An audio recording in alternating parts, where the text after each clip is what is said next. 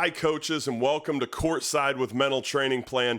My name's Ben Carnes. I'm the owner of Mental Training Plan and so excited to be partnered up with the IBCA to be able to bring you guys a monthly resource that either you can use as coaches or you can introduce to your players that will help them perform at their best in high pressure situations. This week, we're going to start off with focus. And I think as coaches, we all know that when we're focused on the wrong things, it affects our performance pretty negatively. If you haven't had a chance to watch the YouTube clip that I shared in the email, please go back and watch that clip. It's an interview with Victor Oladipo. And if you haven't seen it, go ahead and pause the video real quick and go give that a quick watch. It'll only take you a minute. If you have seen that, it's one of my favorite clips to use with athletes, no matter what sport they play, when we're talking about not getting caught in the past. And even though it's a little bit older, I love that clip because I was at that game. It was his first game back after being out for almost an entire year because of his surgery. And he goes to check in at the table and the place just went nuts. And it was like, yes, finally, Vic is back. The Pacers got a shot. And he played terrible. It was not one of his best games. He was 0 for 6 from 3. He was 1 for 7 from the field, and it was just not his best night. And I remember when the Pacers called timeout, down 3, 20-some seconds left, and I turned to my buddy and said, man, I'm glad Vic's back, but I hope he doesn't take this shot. And sure enough, he gets the ball. The defender's almost like far enough off of him, like, yeah, go ahead, you can take that shot. And Vic drains it. The place goes nuts. The Pacers end up winning the game.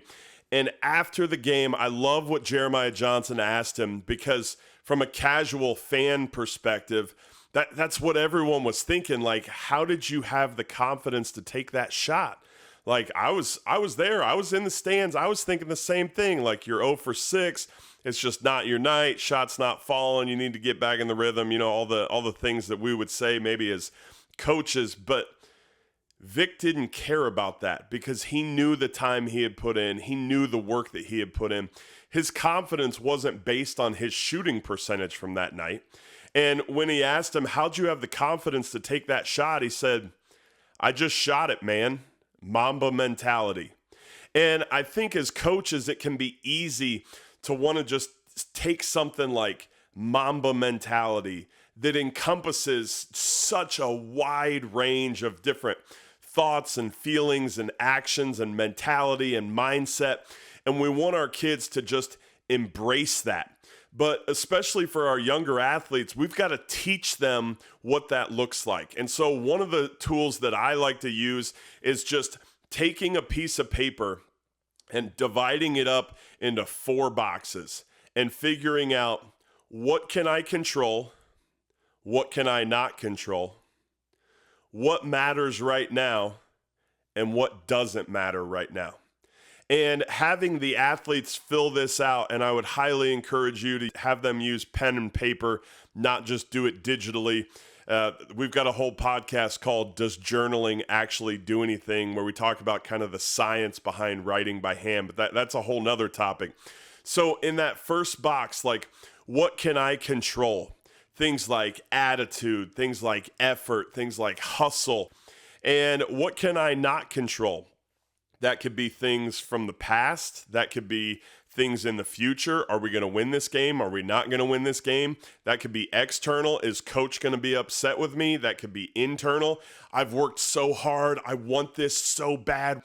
And just the act of writing those things down helps get those imaginary thoughts that are just floating around in our athletes' heads into this tangible thing that they can look at and see on paper. And now we can do something about it. And the things that matter right now, you know, if I always use the example, like if you're continually doing the wrong thing on defense and you've got lazy feet and you're not disciplined, does that matter? Yes. Do we need to fix that? Yes.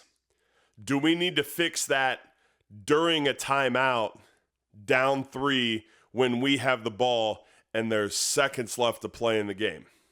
No, absolutely not. If you're making a mistake and it's something that you can fix later, you can fix it in film the next day, or you can fix it in practice the next day, then right now that doesn't matter. So having the athletes, maybe you want to give them a situation. Maybe you want to pick a situation from last year's season, or from something this summer or during practices, but pull something out and have them kind of work through like what matters right now and what doesn't matter right now. It matters, it's important, it just doesn't matter right now. And so, a lot of times that's really looking at and focusing in on this possession. Obviously, it's different in a sport like basketball where things are fast flowing and you don't have stops in action like you do in football, where coaches can coach up their guys in between every single play.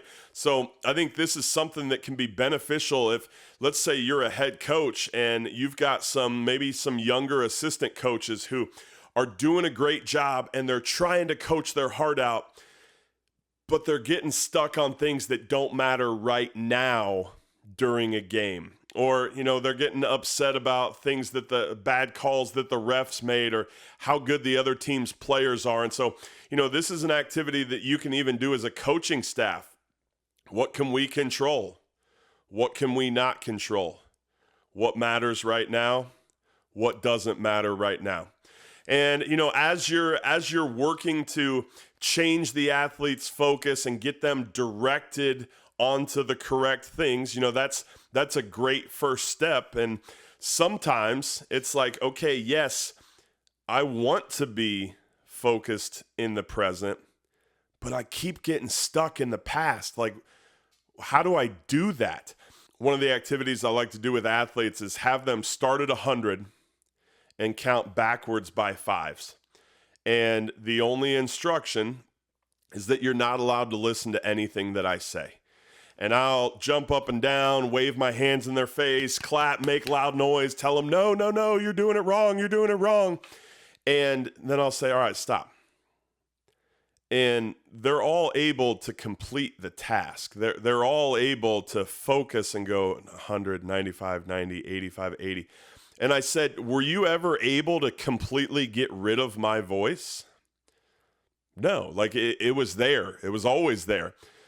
But you chose not to focus on it.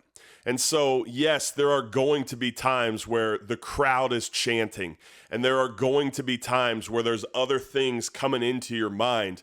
But what we're going to do is choose to focus on the right things, choose to focus on the things that I can control that matter right now.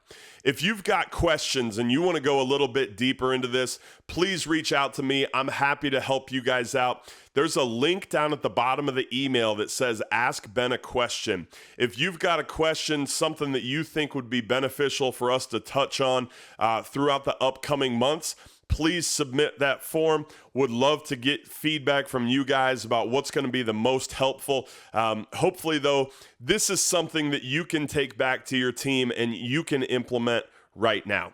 If you're looking for a complete program where you can take your athletes through year-round mental performance training, we've got something called the MTP Academy.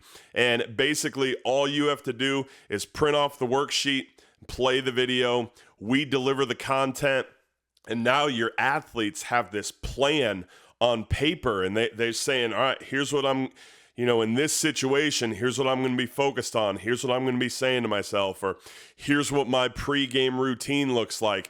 And so you don't have to be an expert on the mental side of the game.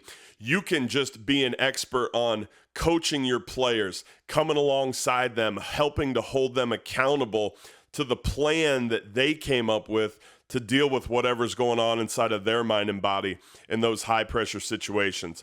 If you're interested in that, check out mentaltrainingplan.com. Up at the top, you can click on the Academy or the Coaches button. And as always, if you've got any questions, please don't hesitate to reach out to me directly. And until next time, make your plan and put it to work.